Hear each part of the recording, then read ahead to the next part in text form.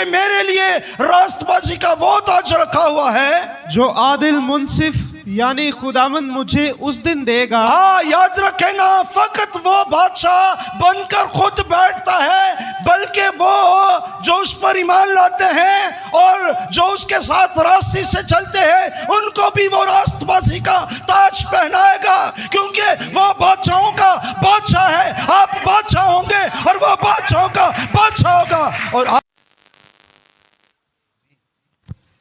खुदा यसु मसीह की अजीम जलाली बरकत फातिह मुक़द्दस नाम में आप सबको सलाम। आज की सुबह खुदा के बेटे यीशु को जलाल मिले जो यकीनन प्रस्तिश के लायक है। आए खुदा के मुक़द्दस कलाम में से नोहा की किताब, यर्मिया का नोहा, उसका 5 बाब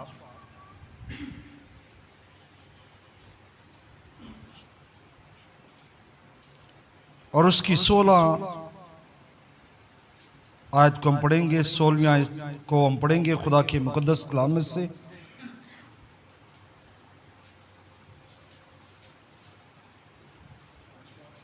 हाँ जी, 5 बाब की 16 को पढ़ेंगे। ताज हमारे सर पर से गिर पड़ा, हम पर अफसोस कि हमने गुनाह किया। आमीन। सो खुदा के कलाम का पढ़ा सुना जाना हम सबके लिए बाइस बरकत हो। दुआ मांगे। हमारे आसमानी बाप, हम शुक्रगुजारी के साथ तेरी पाक हजूरी में आते हैं इस खूबसूरत प्रस्तुश के लिए जिसमें रूह कुस की जुम्बश थी।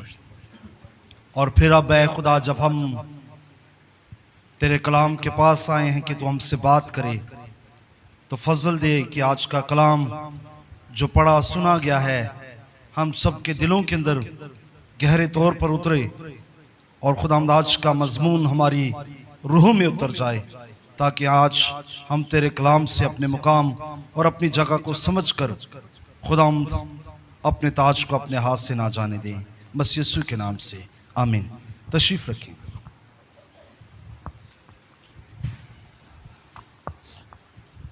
आज हम खुदा के मुक़द्दस कलाम में से जिस मजमून पर बात करने वाले हैं, मेरे दिल में इस मजमून ने जोश मारा कि मैं आप तक इस मजमून को लेकर आऊँ। तो आज का हमारा मजमून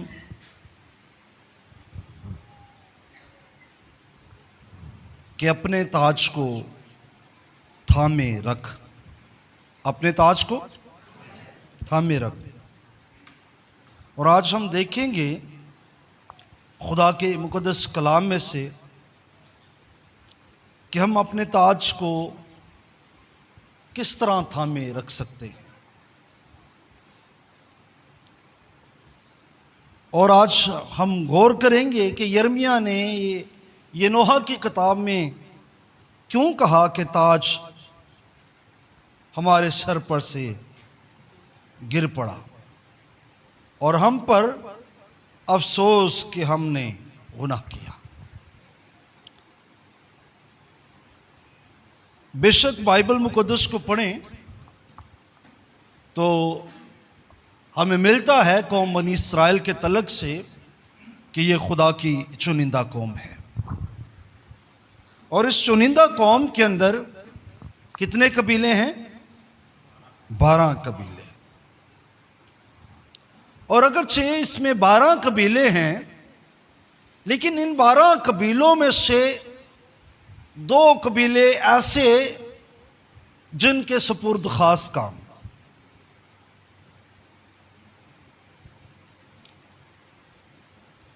सारी की सारी कौम बनी इस्राएल यानी जो खुदा के लोग हैं, जो 12 कबीले हैं, ये सारे के सारे खुदा के लोग हैं, खुदा की कौम है।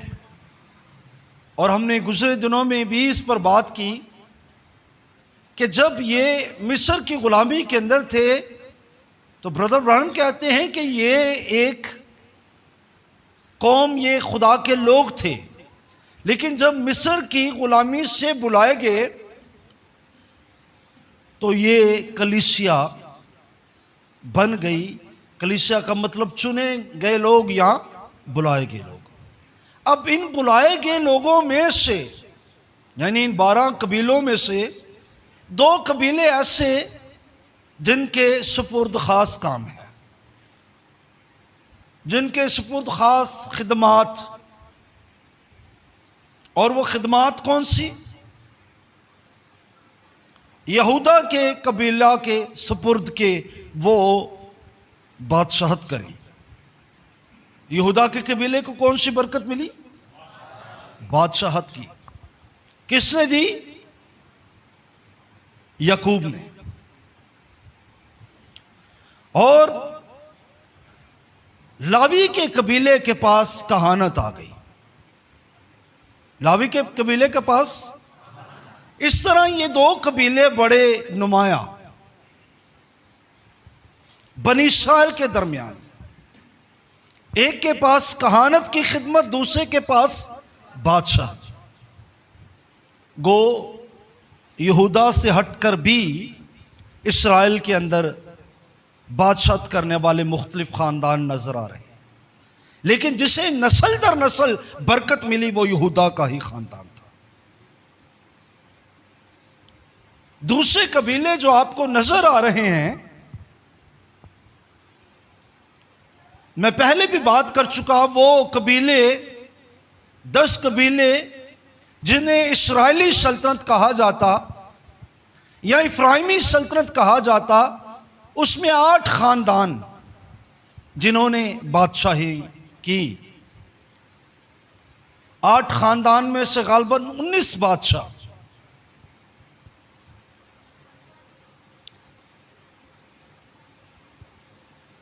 आठ खानदान जो हैं उनमें पहले ही बादशाह जो है वो इफ्राइमी कबीले के सुपुर्द की गई। किनके सुपुर्द? इफ्राइमी कबीले के सुपुर्द। ये कब हुई? सुलेमान के बेटे के दौर में, जब बादशाहियां क्या हो गई? बट गई। और जब बादशाहियां बट गई तो बादशाह किसके सुपुर्द हुई? इफ्राइम के कबीले के। और इफ्राइम के कबीले के पास से बादशाह क्यों गई? हालांकि देखा जाए तो आप कह सकते हैं कि पलोठे का हक है कि वो सरदारी करे। किसका हक है? कि वो खानदान पर क्या करे? सरबराही करे, सरदारी करे। और इस्राएल का पलोठा कौन? पलोठे का हक क्या कर बैठा? रोबन खो बैठा। और जब रोबन खो बैठा तो रोबन लिया का पलोठा था। किसका पलोठा था? लिया। पलोठे का मतलब वो जो मां का रहम खोलता है। पलोठे का मतलब क्या है? वो जो मां का रहम खोलता है। अब राखल का पलोठा कौन है? यूसुफ। जब लिया के पलोठे को यह हक ना मिला तो यह हक किसके पास आ गया? राखल के पलोठे यूसुफ के पास। और यूसुफ का बेटा इफ्राइम, जिसे याकूब ने अपना बेटा बना लिया, अब 10 कबीलों की सल्तनत का पहला बादशाह इसी के खानदान से। लेकिन ये 8 खानदान जो आप सलातीन की किताब के अंदर पढ़ सकते हैं, 8 मुख्तलिफ खानदान जो बादशाही कर रहे हैं, 8 के पास ये बादशाह का ताज नहीं रहा। और सबब गुनाह, बुत प्रस्ती, नाफरमानी, ये सबब बना कि 8 खानदानों के पास 10 कबाइल की सल्तनत जो है वो ना रही। और दूसरी तरफ 2 कबाइल की सल्तनत जो किसके पास है? यहूदा के पास। और ये एक ही खानदान के पास, यानी दाऊद की नस्ल के पास। और दाऊद की नस्ल में से, यानी किसकी? दाऊद के अगरचे बहुत बेटे हैं, लेकिन तो भी ये सुलेमान के बेटों के पास ये सल्तनत रही। और यिर्मयाह जो है ये अपनी खिदमात जो है ये यहूदा के सल्तनत के अंदर सरंजाम दे रहा है। जब यिर्मयाह ने खुदा का कलाम बनी इस्राएल तक पहुंचाया, ये वक्त के बादशाह तक पहुंचाया, तो उन्होंने उस कलाम को क्या कर दिया? रद्द कर दिया। और जब कलाम को उन्होंने रद्द कर दिया जो यिर्मयाह की मार्फत आया था, क्योंकि यहूदा का कबीला भी बुत परस्ती की तरफ चला गया, यहूदा का कबीला खुदा के कलाम से मुंह मोड़ने वाला हुआ। खुदा ने यह कलाम किया था कि तुम क्या करना, 6 साल जो है ये जमीन को जोतना और 7वें साल जमीन को सब्बत का क्या देना? आराम देना। अब इन्होंने इस कलाम को रद्द कर दिया, और जब कलाम को रद्द कर दिया तो खुदा ने भी इन पर नजर ना की, और खुदा ने इन्हें किसकी असीरी में जाने दिया? बाबल की असीरी में। और जब बाबल की असीरी में जाने वाले ये लोग, तो उससे पहले यिर्मयाह बड़ी खिदमत जो है इनके दरमियान करता है। और यिर्मयाह मुख्तलिफ अंदाज से, ड्रामाई अंदाज से जो है इनके दरमियान खुदा के कलाम को लेकर आता है। और जब खुदा के कलाम को इनके दरमियान ले आता है, अब यहूदा के बादशाह जो है वो यिर्मयाह से उस कलाम को जो खुदा का है सुनना नहीं चाहते, और जब खुदा बोलता है तो ये खुदा के कलाम को रद्द करते हैं। यहां तक कि वो तुम्हार जो यिर्मयाह की मार्फत यहूदा के बादशाहों तक पहुंचे हैं, यहूदा के एक बादशाह ने उस तुम्हार को जला भी दिया। इस पर हम पहले भी बात कर चुके। यानी वो खुदा का कलाम, वो तुम्हार जो यिर्मयाह की मार्फत बादशाह तक पहुंचा, उन्होंने उसे भी क्या कर दिया? जला दिया। और खुदा इस बात पर खशमनाक हुआ, और फिर बादशाह को यह पैगाम मिला कि बादशाह अब तेरी नस्ल से जो है कोई भी नहीं जो दाऊद के तख्त पर बैठेगा, जिसके पास सल्तनत रहेगी, जो बादशाहत करेगा। और जरूर कहूंगा, जब कौम ऐसी सिचुएशन के अंदर, ऐसे हालात के अंदर कि ये खुदा से दूर हो गए, इन्होंने, बाइबल कहती है, इन्होंने जो है अपने लिए शिकस्ता हौस जो है वो खोदे। इन्होंने पहाड़ों पर जाकर बुत परस्ती की, इन्होंने हरे दरख्तों के नीचे जो है अपने लिए यसीरत जो है उसकी मूरत जो है नस्ब की, और क्या किया? उसकी प्रस्तिश की। और खुदा को यह बात पसंद ना आई, तो खुदा ने यिर्मयाह की किताब को निकालेंगे जरा,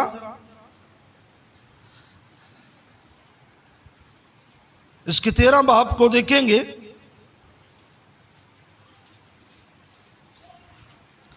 13 बाब की 5 आयत से हम खुदा के मुकद्दस कलाम को पढ़ेंगे, और जरा तवज्जो से सुने।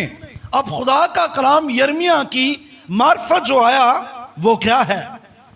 हाँ जी। चुनाचे मैं गया और उसे फरात सुन के और कान, 15 आयत, 13 बाब की 15 आयत। सुनो और कान लगाओ, सुनो और क्या करो? कान लगाओ। हाँ जी। घमंड ना करो, घमंड ना करो, क्योंकि खुदावंद ने फरमाया है। खुदावंद अपने खुदा की तमजीद करो, खुदावंद अपने खुदा की क्या करो? तमजीद करो। हाँ जी। इससे पहले कि वो तारीकी लाए, ओ, इससे पहले कि वो क्या करे? तुम खुदावंद अपने खुदा की तमजीद करो। अब नूर जाने वाला है, अब तुम्हारे दरमियान वो जिंदगी का नूर, वो रोशनी, वो कलाम नहीं रहने वाला। अब तारीखी आने वाली है। इससे पहले कि वो आए तुम क्या करो? खुदा की तमजीद करो। हाँ जी, आगे। और तुम्हारे पांव घुप अंधेरे में ठोकर खाएं, और जब तुम रोशनी का इंतजार करो तो वो उसे मौत के साया से बदल डाले और उसे सख्त तारीकी बना दे। सख्त तारीकी बना दे। हाँ जी। लेकिन अगर तुम ना सुनोगे तो मेरी जान तुम्हारे गरूर के सबब से खिलवत खानों में गम खाया करेगी। अब नबी कहता है कि खुदा का कलाम यह है, खुदा फरमा रहा है कि अगर तुम अपने गुमंड से, अपने गरूर से ना फिरोगे तो मेरी जान तुम्हारे सबब से खिलवत खानों में क्या करेगी? गम खाया करेगी। गम खाया करेगी। हाँ, मेरी आंखें फूट फूट कर रोएंगी। फूट फूट कर क्या करेंगी? रोएंगी। ये खुदा की मोहब्बत है बनी इस्राएल के लिए, ये खुदा का प्यार है उसके लिए, खुदा का इत्मीनान इस कौम पर। अब जब किसी पर एतमाद हो और वो एतमाद जो है कायम ना रहे तो फिर क्या होता है? दिल अफसुदा हो जाता है। और खुदा की भी कुछ ऐसी ही हालत। खुदा कहता है मेरी जो है, मेरी आंखें फूट फूट कर रोएंगी और आंसू बहाएंगी। क्या करेंगी? आंसू बहाएंगी। अपने घमंड से बाज आओ, अपनी मगरूरी को जो है अपने से दूर करो। और फिर बड़ी खूबसूरत बात आगे, क्योंकि खुदावंद का गला असीरी में चला गया। अब यिर्मयाह कहता है क्यों? क्योंकि खुदावंद का गला असीरी में चला गया। कौन सी असीरी है? बाबल की असीरी। कौन सी असीरी? खुदावंद का गला असीरी में चला गया। बादशाह और उसकी वालदा से कह। अब सुने, तवज्जो करें। बादशाह और उसकी वालदा से कह कि आजिज़ी करो और नीचे बैठो। और क्या करो? नीचे बैठो। अब तुम तख्त पर ना बैठो, अब तुम किसी बेड पर ना बैठो, अब कहीं पर अकड़ कर किसी चेयर पर ना बैठो, नीचे बैठ जाओ, यानी खाकसार बन जाओ। अब अपने आप को झुका दो, तुम आजिज़ी करो। हाँ, नीचे बैठो, क्योंकि तुम्हारी बुजुर्गी का ताज तुम्हारे सर पर से उतार लिया गया है। तुम्हारी बुजुर्गी का ताज यानी तुम्हारी बादशाहत का ताज। बादशाह क्या है? कौम का बुजुर्ग है। बाइबल ने क्या कहा? बादशाह जो होते हैं वो कौम के क्या हैं? तो तुम्हारी बुजुर्गी का ताज तुम्हारे पर सर पर से उतार लिया गया। अब बादशाही करो। अब ये ताज तुम्हारे पास नहीं रहेगा। ये कौन सा ताज? ये जो दाऊद की नस्ल को ताज दिया गया है, ये ताज नहीं रहेगा। आज ही कर लो। और वो ताज गिर पड़ा। और सबब क्या? गुनाह।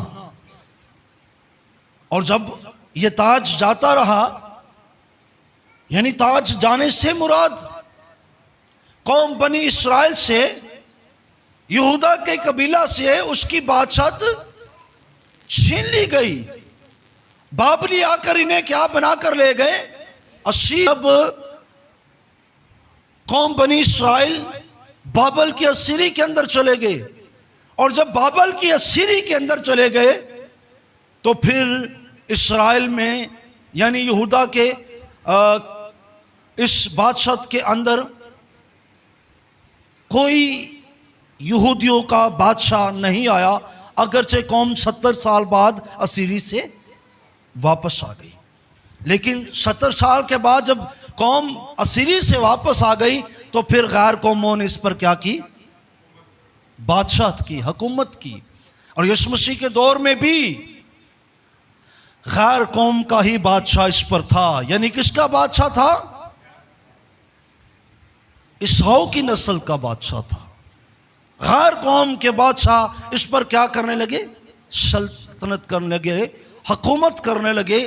इनके पास जो ताज था वो इनके हाथ से जाता हुआ नजर आया। वो जो खुदा ने इन्हें बुजुर्गी का ताज, बादशाहत का ताज दिया, तो वो ताज इनके हाथ से चला गया। और वो ताज जब इनके हाथ से चला गया मेरे नाकस इल्म के मुताबिक कौम बनी इसराइल 1948 में, अब हजारों साल बाद अब उनके पास बादशाह उनकी वापस आई, यानी उनका मुल्क जब उन्हें मिला तो 1948 से लेकर आज तक गालबन 8 बादशाह हुए बनी इसराइल के, लेकिन मेरे नॉलेज के अंदर नहीं कि शायद कोई यहूदा का बादशाह भी उनमें हुआ हो। बादशाह का ताज उनसे जाता रहा, सबब गुनाह, नाफरमानी, कलाम को उन्होंने क्या कर दिया, रद्द कर दिया। जो यर्मिया की मार्फत आया, जो दीगर नबियों की मार्फत आया, उन्होंने खुदा के कलाम के साथ जो है वो आप कह सकते हैं खुदा के कलाम के साथ वो खड़े नहीं हुए और उन्होंने खुदा के कलाम का लिहाज नहीं किया, और यही सबब बना कि ताज उनके सर पर से वो बुजुर्गी का ताज, वो बादशाह का ताज गिर पड़ा। ये यहूदा के कबीले का हाल। और इसी तौर पर दूसरी सल्तनत के अंदर 8 खानदानों का भी यही हाल, 8 खानदानों के दरमियान बादशाह कायम ना रह सकी, उनसे भी ताज ले लिया गया जो उनको दिया गया। और आज ज़रूर कहूँगा इस बात को भी आप समझ लें खुदा के मुकद्दस कलाम में से, चूँकि मैंने बात की है ताज के तलक से बात कर रहा हूँ, तो बात मैंने 2 कबीलों की शुरू की कि एक कबीले के पास किसका ताज है, बादशाह का ताज, यानी यहूदा के कबीले के पास, इनके पास ताज कायम ना रहा। और दूसरी तरफ कौन सा कबीला है, लावी का कबीला, और लावी के पास क्या है, कहानत है, और लावी के पास जब कहानत है तो काहिनों के ऊपर एक सरदार काहिन है, और जब सरदार काहिन है तो वो क्या है, वो उन काहिनों का क्या है, सरदार है। तो जो सरदार होता है उसके पास भी ताज होता है। अब जो सरदार काहिन था ना, उसके पास भी ताज था, लेकिन वो ताज गालबन मैं कह सकता हूं कि आम लोगों को नजर नहीं आता, क्योंकि उसके पास एक खास ताज था, और वो ताज क्या था, खुदा के मसा के तेल का ताज। कौन सा ताज, जरा निकालें देख लें।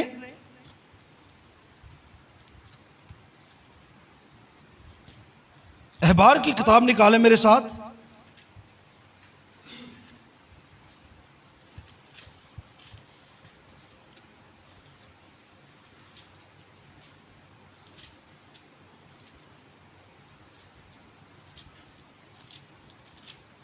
अहबार की किताब उसका 21 बाब, और थोड़ा सा हम तवज्जो करेंगे, यहां पर हम देखेंगे, याद रखें लावी के कबीला के पास जो खिदमत है उसमें आप देख सकते हैं पहले नंबर पर सरदार काहिन, फिर काहिन, और फिर लावी के वो लोग जो है कल के अंदर मुख्तलिफ खिदमात को संभाले हुए, जो खैमा इज्तिमा को उठाने में और दीगर कामों में, अहद के संदूक को कंधों पर उठाने में इनकी खदमात, और इनके ऊपर जो मुकर्रर है वो सरदार काहिन है। और सरदार काहिन जो है उसके लिए ख़ास कलाम, यानी काहिनों के लिए भी कलाम है, लेकिन सरदार काहिन के लिए बड़ा ख़ास पैगाम। अब काहिनों को यह कहा जाता कि कोई भी काहिन जो है किसी लाश को ना छुए, वरना क्या हो जाएगा, वो आम लोगों की तरह नापाक हो जाएगा। लेकिन काहिन किसकी लाश छू सकता है, उसको किसकी लाश छूने की इजाज़त है, उससे अपने माँ, अपने बाप की, और अपने भाइयों की, और अपनी उस बहन की जो कंवारेपन की हालत के अंदर है, लाश छूने की क्या है, इजाज़त है। लेकिन सरदार काहिन को कहा गया, ना तू जो है अपने माँ बाप की लाश को छू सकता है, ना बहन भाई और ना किसी लाश को छू सकता है। और तू प्रस्तिश के मुकाम पर जो है जब है तो तुझे ये भी इजाजत नहीं कि तू प्रस्तिश के मुकाम को छोड़कर कहीं पर और जाए। अगर किसी की डेथ हो गई है तो जाकर तू अपने उस रिश्तेदार बहन भाई को देख सके। जरा निकालेंगे 21 बाब, और अच्छा है इसकी 10 आयत से पढ़ेंगे। और वो जो अपने भाइयों के दरमियान सरदार काहिन हो, वो जो अपने भाइयों के दरमियान क्या हो, सरदार काहिन हो, जिसके सर पर मसा करने का तेल डाला गया। अब जिसके सर पर क्या डाला गया है, मसा करने का तेल डाला गया। याद रखें ये सरदार काहिन ही था जिसके सर पर तेल उंडेला जाता था, और इस कदर ज्यादा तेल उंडेला जाता था कि ये इसके सर से इसके जो है जुबे तक और फिर बहता बहता इसके पांव तक, यानी ये सर से पांव तक जो है तेल के साथ लबरेज होता, भर जाता। ये खास मखसूसियत जो है ये काहिन के लिए थी, सरदार काहिन के लिए थी। और आपको अगर पता हो, बनी इस्राएल का सबसे पहला सरदार काहिन मर्द खुदा हारून का भाई, मूसा का भाई हारून था, जिसके सर पर तेल उंडेला गया और बहता हुआ उसकी दाढ़ी से फिर उसके दामन पर और फिर बहता बहता उसके घुटने टखनों तक चला गया। ये हारून सरदार काहिन, और फिर उसकी नस्ल में से सरदार काहिन जो है वो लिए जा रहे हैं। अब उस सरदार काहिन के लिए जो है हम आयन और शिक जो है वो पढ़ रहे हैं। हाँ जी, आगे पढ़ें। और जो पाक लिबास पहनने के लिए मखसूस किया गया, वो अपने सर के बाल बिखरने ना दे। वो जो काहिन है अपने सर के बाल भी बिखरने ना दे, बिखरने ना दे। हाँ जी। और अपने कपड़े ना फाड़े। वो किसी मुर्दा के पास ना जाए। अब वो मातम ना करे, कपड़े फाड़ने से मुराद मातम करना, वो मातम भी ना करे और किसी मुर्दा के पास भी ना जाए। कौन? सरदार काहिन। हाँ जी। और ना अपने बाप या माँ की खातिर अपने आप को नजिस करे। ना अपने बाप या अपनी माँ की खातिर, यानी जब वो मर जाए अपने आप को नजिस करे। हाँ जी। और वो मकदिस के बाहर भी ना निकले, वो मुकद्दस के मकदिस के बाहर भी ना निकले, वो प्रस्तिश के मुकाम पर ही नजर आए। क्यों? हाँ जी, पढ़ दें। और ना अपने खुदा के मकदिस को बेहुरमत करे, क्योंकि उसके खुदा के मसा करने के तेल का ताज उस पर है। क्योंकि उसके खुदा के मसा करने के तेल का ताज उस पर है। उस पर है। किस पर? सरदार काहिन पर। अब खुदा के मसा के तेल का ताज सरदार काहिन पर। एक तरफ बादशाह का ताज, दूसरी तरफ कहानत का ताज। दोनों कबीलों के पास खास खिदमत, बड़ी नुमाया खिदमत। और अब ये सरदार काहिन के लिए बात है कि वो मकदिस से बाहर भी ना जाए। और आगे पढ़े। मैं खुदावंद हूँ, मैं खुदावंद हूँ। हाँ जी। और वो कमारी औरत से ब्याह करे। सरदार काहिन किससे ब्याह करे? कमारी औरत से। ये शिक है, वो कुमारी औरत से ब्याह करे। हाँ जी। जो बेवा या मुतलका या नापाक औरत या फाहिशा हो, उनसे वो ब्याह ना करे। वो उनसे ब्याह ना करे, ना वो बेवा से, ना मुतलका से, जो छोड़ी हुई है उससे भी नहीं, और ना ही नापाक औरत, नापाक औरत से, फाहिशा, और ना ही फाशा औरत से वो शादी करे, बल्कि वो अपनी ही कौम की कवारी को ब्याह ले। वो अपनी ही कौम की कंवारी को ब्याह लाए। ये शिक है, ये कानून है जो है सरदार काहिन के लिए। और सरदार काहिन पर क्या है? खुदा के मसा के तेल का ताज। खुदा के मसा के तेल का ताज किस पर है? सरदार काहिन पर। लेकिन हम बात कर रहे हैं,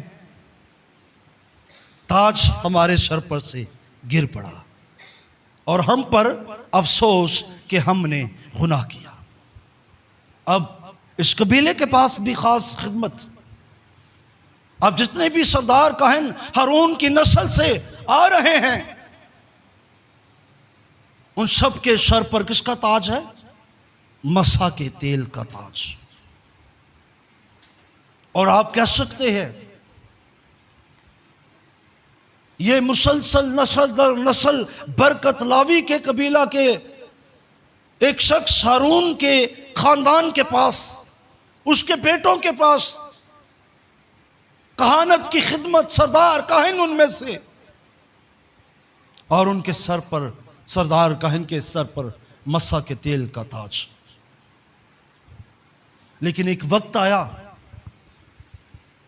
कि जब इनसे भी आप कह सकते हैं कि ये खिदमत ले ली गई।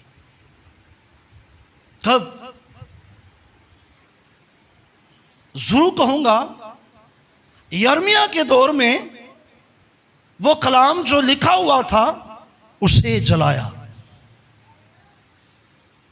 वो कलाम जो यर्मिया के मुंह से खुदावंद यूं फरमाता है निकलता था, उसे रद्द किया। लेकिन इन सरदार काहिनों के हवाल को, या आप कह सकते हैं काहिनों के हाल को, या सरदार काहिन कैफा के हाल को तो पढ़कर देखे। इन्होंने खुदा यूं फरमाता है या लिखे हुए कलाम को कहीं पर रद्द नहीं किया, कहीं पर जलाया नहीं, बल्कि इन्होंने मुजस्सम कलाम को रद्द कर दिया, यानी यीशु मसीह को।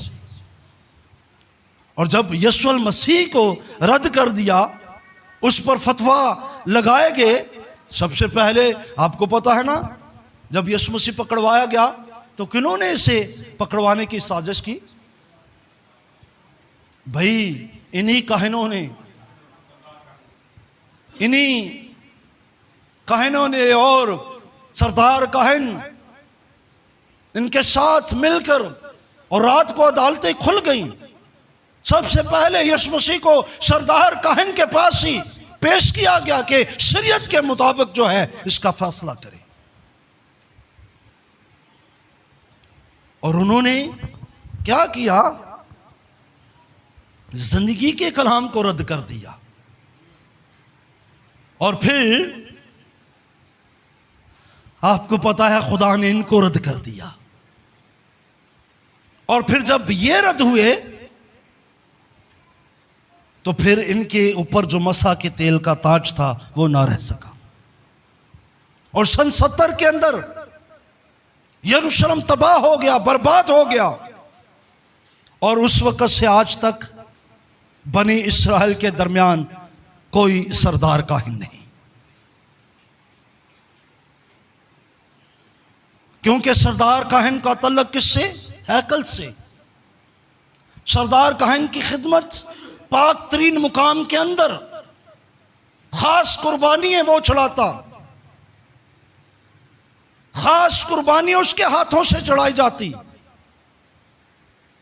लेकिन अब उनके दरमियान सरदार काहिन नहीं, क्योंकि वो समझते हैं कि सरदार काहिन का तल्लुक हैकल से, और जब तक हैकल नहीं तब तक सरदार काहिन का कोई काम नहीं। और आप पढ़कर देख ले, अब वो अपने काहिनों को रब्बी कहते हैं।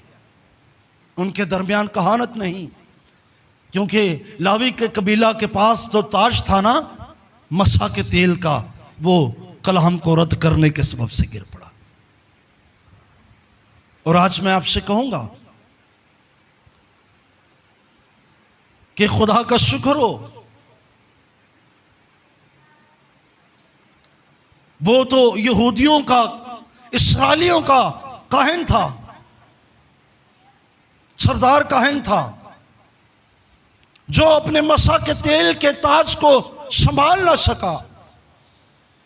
वो यहूदा के कबीला के वो बादशाह जो अपनी सल्तनत को कायम ना रख सके। लेकिन एक सरदार काहिन है जिसकी बाबत लिखा है, तू मलके सदक के तौर पर अब तक बादशाह रहेगा। कब तक बादशाह रहेगा? ज़बूर 110 की 4 आयत पढ़ ले, आपको पता चलेगा। वहां पर लिखा है, तू सरदार, जो तू मलके सदक के तौर पर अब तक क्या रहेगा। अब यीशु मसीह जो है वो भी सरदार काहिन।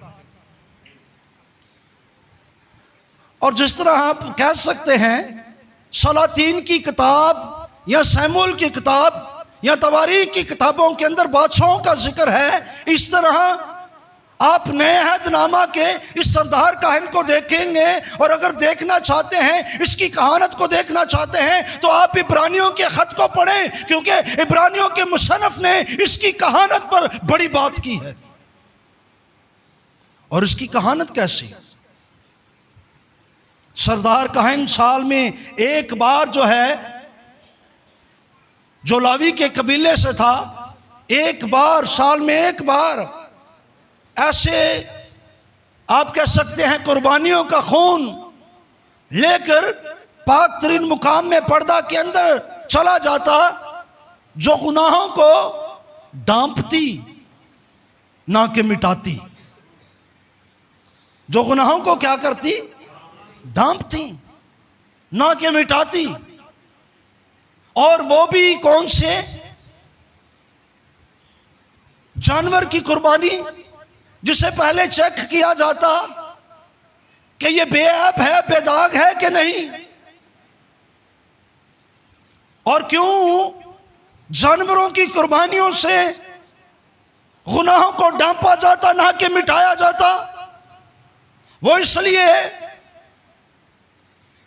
कि शरीयत का या कानून की आंख के बदले आंख, कान के बदले कान। और अब मैं जू कहूंगा, जब आंख के बदले आंख थी और कान के बदले कान था, तो फिर आदम के बदले आदम ही होना चाहिए था। लेकिन आदम के बदले जो 2 टांगों वाला था, उसका कफारा जो है वो 4 टांगों वाला दे रहा। शरीयत का तकाजा नहीं पूरा हो रहा। शरीयत का तकाजा पूरा करने के लिए यह सरदार काहिन यीशु मसीह, जब इसने देखा कि कोई ऐसा नहीं जो आदम का कफारा दे दे, जो बेऐब और जो बेऐब बरा हो और जो पाक हो, तो उसने अपने आप ही को पेश कर दिया, अपने आप ही को दे दिया, ताकि उनके गुनाहों को मिटा दे। ये हमारा सरदार काहिन, जो हाथ के बनाए हुए मकान में दाखिल नहीं हुआ, बल्कि आसमानों को चीर कर हकीकी खैमा के अंदर दाखिल हो गया। ये वो सरदार काहिन। और मैं समझता हूं ये क्यों हुआ? क्योंकि कहीं पर तो यहूदियों का काहिन था, लेकिन गैर अक़वाम के लिए कुछ नहीं था। इसलिए तो 10 कोढ़ी यीशु मसीह के पास आए, जिनमें से एक कोढ़ी सामरी था और 9 जो है वो इस्राएली थे। और याद रखें, यीशु मसीह ने कहीं पर भी अपनी खिदमत के अंदर जो काहिन कहानत कर रहे थे और कहानत के अंदर जो कुर्बानियां चढ़ा रहे थे, उनकी मुखालफत नहीं की कि ये कुर्बानियां ठीक नहीं है, बल्कि वो 9-10 कोढ़ियों से क्या कहता है? 10 कोढ़ियों को जब पाक करता है तो उनसे कहता है कि अपने ताईं जाकर काहिन को दिखाओ और जो नजर मूसा ने मुकर्रर किया है उसे गुजरानो। और लिखा है 10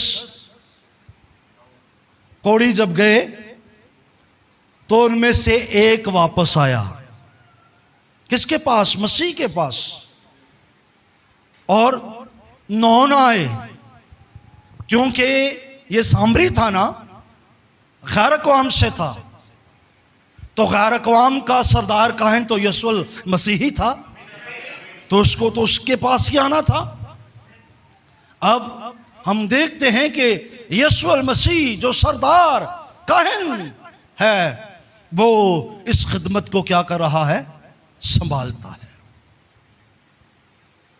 और मैं जो कहूंगा कि हारून के तर्ज के जो सरदार काहिन थे ना, उनकी खिदमत तो मिटने वाली खिदमत थी, क्योंकि जैसे ही वो सरदार काहिन मर जाता तो उनकी खिदमत खत्म।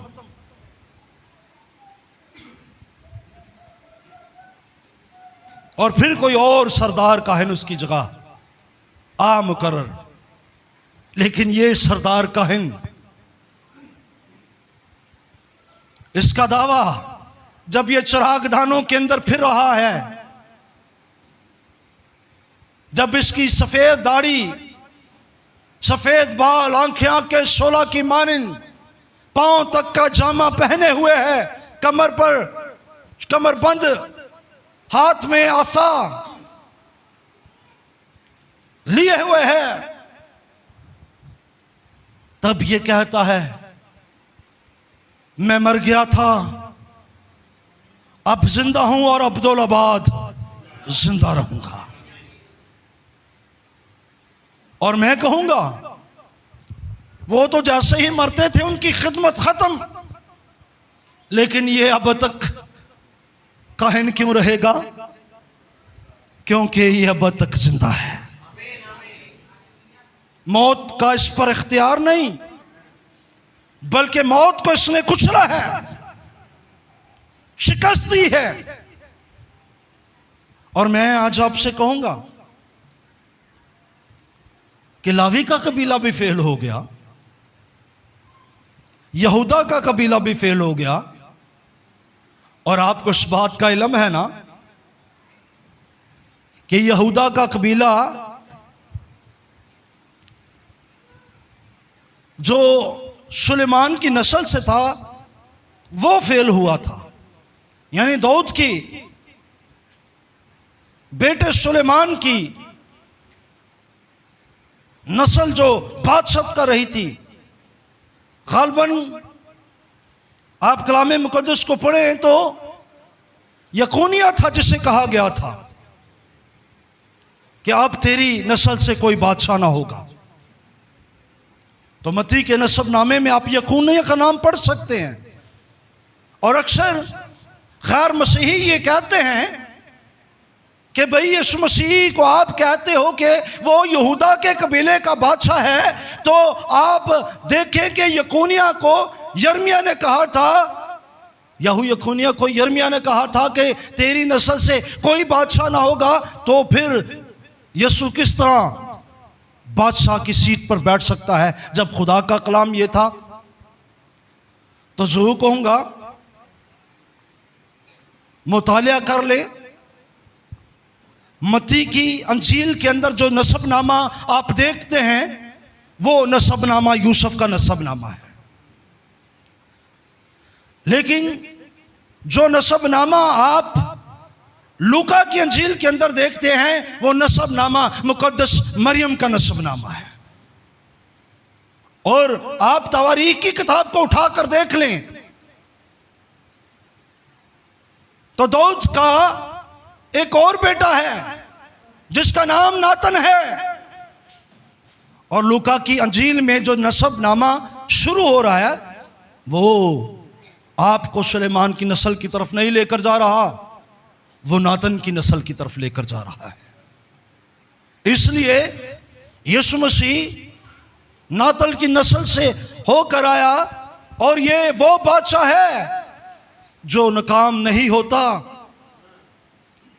और आप इस बादशाह को एक वक्त में बादशाह भी और काहिन भी देखते हैं, तब तो आप कह सकते हैं कहीं पर इसहाक भी नहीं था और इसहाक में से यकूब भी नहीं था और यकूब में से ना यहूदा था और ना लावी था। जब ये बतौरे जो है काहिन और बादशाह नजर आता है और ये वो है जो इब्राहिम को बरकत देता है। और इसकी बाबत ये लिखा है ये मल्के सिदक सालम का बादशाह खुदा ताला का काहिन है जो अब तक काहिन रहता है।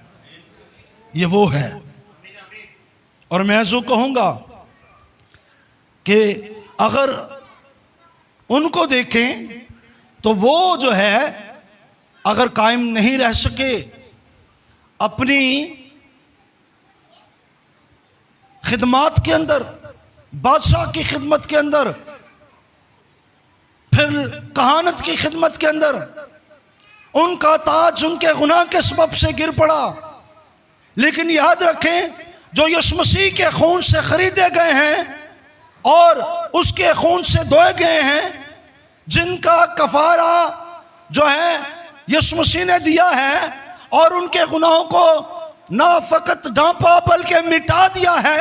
अब उनके लिए मैं यहाँ पर बात करना चाहता हूँ। अगर वो खुदा के कलाम के साथ कायम है तो उनकी बाबत भी कलाम है और उनके लिए भी ताज है। निकाले मेरे साथ खुदा के मुकद्दस कलाम में से तीमुथियुस का खत,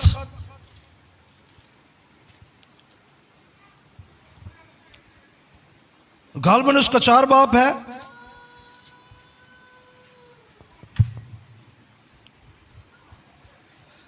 अच्छा है कि 4 बाब की 8 आयत से हम पढ़ेंगे। अच्छा 6 से पढ़ लें अगर तो क्योंकि 4 बाब 4 बाब दूसरा तीमुथियुस, माफी चाहता हूँ, दूसरा तीमुथियुस 4 बाब और उसकी 6 आयत से हम पढ़ेंगे। क्योंकि मैं अब कुर्बान हो रहा हूँ, रसूल कहता है क्योंकि मैं अब कुर्बान हो रहा हूँ और मेरे कूच का वक्त आ पहुंचा मेरे है। कूच का वक्त आन पहुंचा। मैं अच्छी कुश्ती लड़ चुका, मैं कौन सी कुश्ती लड़ चुका? अच्छी कुश्ती लड़ चुका। मैंने दौड़ को खत्म कर लिया, मैंने दौड़ को खत्म कर लिया। मैंने ईमान को महफूज रखा। आइंदा के लिए मेरे वास्ते रास्तबाजी का वो ताज रखा आइंदा हुआ है, के लिए मेरे वास्ते रास्तबाजी का वो ताज रखा हुआ है। रखा हुआ है। कौन सा ताज? रास्तबाजी का ताज। आइंदा के लिए मेरे लिए रास्तबाजी का वो ताज रखा हुआ है जो आदिल मुंसिफ यानी खुदावंद मुझे उस दिन देगा। हाँ, याद रखे ना, फकत वो बादशाह बनकर खुद बैठता है, बल्कि वो जो उस पर ईमान लाते हैं और जो उसके साथ रास्ते से चलते हैं उनको भी वो रास्तबाजी का ताज पहनाएगा, क्योंकि वो बादशाहों का बादशाह है। आप बादशाह होंगे और वो बादशाहों का बादशाह होगा, और आप जो खुदा के लोग होंगे रास्तबाजी का ताज आपको दिया जाएगा। और रसूल कहता है कि वो रास्तबाजी का ताज मुझे पहनाएगा, और सिर्फ मुझे ही नहीं, और सिर्फ मुझे ही नहीं बल्कि उन सबको भी जो उसके ज़हूर के आरज़ूमंद जो हों। उसके ज़हूर के क्या हैं? आरज़ूमंद हैं। जो उसके ज़ाहिर होने के आरज़ूमंद हैं कि वो बादलों पर आएगा, वो दुल्हन को ज़मीन से उठा कर ले जाएगा। वही खुदावंद आपको क्या पहनाएगा? रास्तबाजी का ताज पहनाएगा। वो खुदावंद आपको रास्तबाजी का ताज पहनाएगा। लेकिन याद रखें, ये रास्तबाजी का ताज है, और अगर जिंदगी में गुनाह है तो नबी ने कह दिया है ताज हमारे सर पर से गिर पड़ा, हम पर अफसोस के हमने गुनाह किया। गुनाह ताज को क्या करा देता है? गिरा देता है। इसलिए मुकाशवा की किताब उसका 30वां बाब,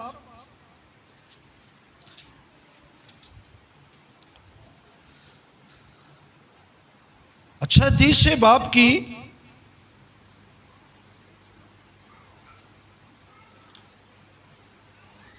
हम देखेंगे 11वीं आयत। यीशु मसीह फिलडेल्फिया की कलीसिया को क्या पैगाम देते हैं? मैं जल्द आने वाला हूँ, लिखा है मैं जल्द आने वाला हूँ। अब ताज किन के लिए है? जो उसके ज़हूर के आरज़ूमंद हैं। उनके साथ कलाम क्या है? मैं जल्द आने वाला हूँ। जो कुछ तेरे पास है उसे थामे रह, जो कुछ तेरे पास है उसे क्या कर? थामे रह। थामे रह। हाँ जी, जो खिदमत तेरे पास है लावी ने तो ना थाम सका।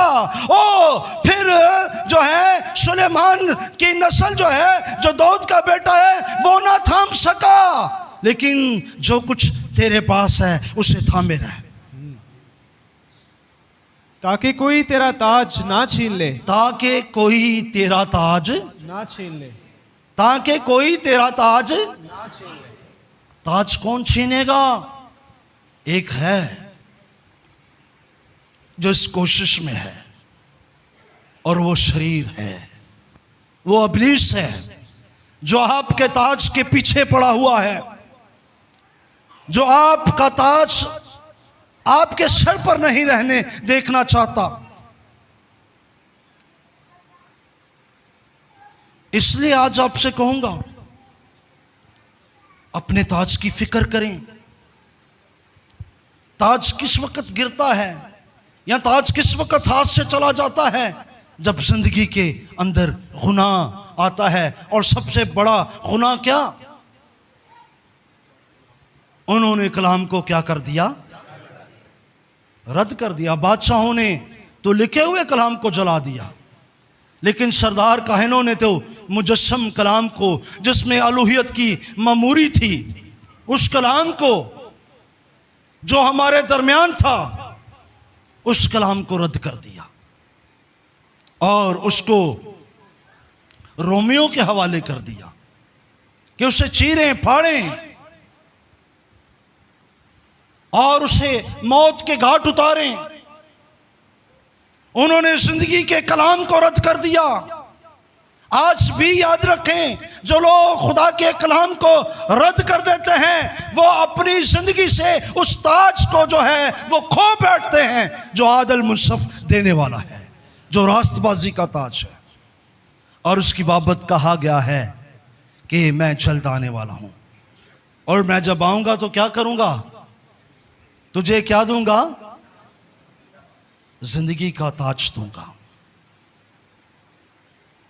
इसलिए तू क्या कर, अपने जो कुछ तेरे पास है, जो खिदमत तेरे पास है, जो काम खुदा ने तेरे सुपुर्द किया है, अगर तू चर्च में डीकन है, अगर तू चर्च में एल्डर है, अगर तू चर्च में मुबश्शिर है, अगर तू चर्च का पास्टर है, तू बजाने वाला है, तू गाने वाला है, तेरे पास कोई भी खिदमत क्यों नहीं, अगर तू अपनी खिदमत को जो है थामे रखेगा, उसमें दयानतदार रहेगा, जो काम खुदा ने तेरे सुपुर्द किया है उसमें दयानतदार रहेगा, तो याद रख, तेरे लिए एक ताज है। लेकिन अगर तू अपनी खिदमत में दयानतदार ना रहेगा, तो फिर ये जहन में रख कि तेरा ताज तुझसे छीन लिया जाएगा। इसलिए मेरे भाई, होश में आ। देख, इस्राएल के लोगों ने, जिनके पास खास खिदमात थी, अपने हाथ से ताज खो दिया।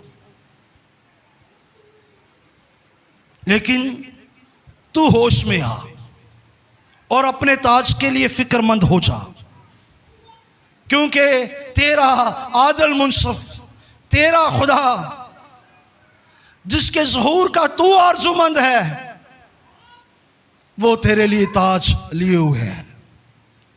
वो तुझे ताज पहनाने को है, क्योंकि तू मुकद्दस कौम है, तू शाही कहनों का फिरका है, तू शाह है, बादशाह है तू, और वो बादशाहों का बादशाह है, और वो तुझे ताज पहनाने को है, रास्तबाजी का ताज। इसलिए आज की सुबह अपने ताज की बाबत फिक्रमंद हो और उनके हाल और हवाल और काम को स्टडी कर, देख के क्या वजह थी, क्या सबब था कि वो अपने ताज को जो है थामे नहीं, जो है हुए, वो ताज उनके हाथ से छीन लिया गया, वो ताज उनके सर से गिर पड़ा। सबब क्या है? काहिनों ने कहीं अपने आप को नापाक कर दिया है, बादशाहों ने कहीं पर खुदा की मर्जी को पूरा नहीं किया, इसलिए उनका ताज उनके हाथ से जाता हुआ नजर आया। लेकिन तू अपने ताज की बाबत फिक्रमंद हो, कहीं पर खुदा के कलाम को रद्द ना कर। मैंने बहुत से लोगों को देखा है, वो मुख्तलिफ बातों में खुदा के कलाम को रद्द कर देते हैं। बहुत से लोग जो हैं बपतिस्मे के कलाम पर आकर रद्द कर देते हैं। बहुत से लोग जो हैं मुख्तलिफ बातों में खुदा के कलाम को रद्द कर देते हैं और अपने आप को रासबाज और मसीही भी कहते हैं। लेकिन तेरे लिए बड़े अफसोस की बात, तेरे लिए कोई खुशखबरी नहीं। तू जो खुदा के कलाम को रद्द करने वाली है, याद रख, जो खुदा के कलाम को रद्द करते हैं उनके पास अगरचे कोई ताज हो भी तो वो भी ले लिया जाता है। लेकिन अगर तू अच्छी कुश्ती लड़ेगा, अगर तू दौड़ को पूरा करेगा, तो फिर तेरे लिए आदल मुनसफ वो ताज रखे हुए हैं। शर्त ये कि तू अच्छी दौड़ दौड़। रसूल कहता है दौड़ में दौड़ने वाले तो बहुत हैं, लेकिन इनाम कोई एक ले जाता है। ऐसी दौड़ दौड़ के जीत, और जो तेरा इनाम तेरा ताज है उसकी फिक्र कर, वो तेरा इनाम है। अच्छी कुश्ती लड़ और अपने ताज को ले ले। लेकिन अगर तू ऐसा ना करेगा तो यही याद रख, तेरे लिए कोई ताज नहीं। और मैं आज आपसे कहूंगा कि अपने ताज को थामे रखें। जो कुछ तेरे पास है, जो कुछ लावी के पास था ना, वो थाम नहीं सका। जो कुछ सुलेमान की नस्ल के पास था ना, वो थाम नहीं सके। वो ताज जो बादशाह का ताज, वो ताज जो खुदा के मसा के तेल का ताज। और तू खुदा का शुक्र कर, तेरे पास जब रूहुल कुद्स का मसा है तो तेरे पास वो तेल का ताज है, क्योंकि तेल रूहुल कुद्स की अलामत। अगर तेरे पास रूहुल कुद्स है तो तेरे पास वो ताज है।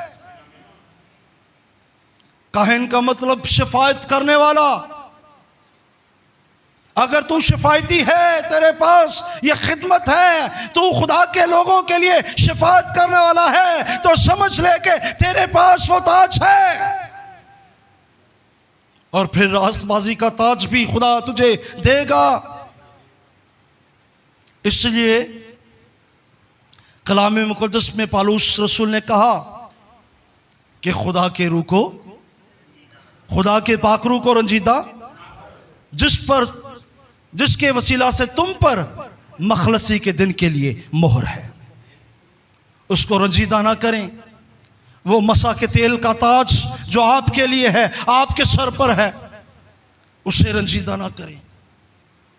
और रास्तबाजी के ताज की बाबत फिक्रमंद रहें और उसके लिए रास्तबाजी के कामों को करें। खुदा आपको बरकत दे।